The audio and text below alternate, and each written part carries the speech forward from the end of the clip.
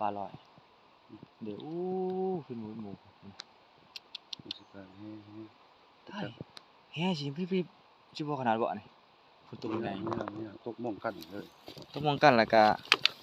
เนี่ยติดอ่ะ แฮ่ตึกเอาเนาะ มาเยอะก็ปลาเลย นี่พี่น้องได้ ให้ซองไปดูเล็กเนาะ แฮ่ช่องพอดีแฮ่เผา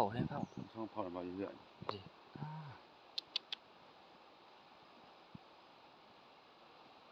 นี่ปลานี้ปลาอะไรเขาเลย เดี๋ยวขามาให้นะ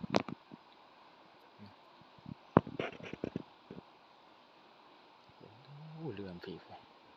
ว่างแรกผมว่าไปขึ้นไปที่ตัดเรือว่างไปมาปลา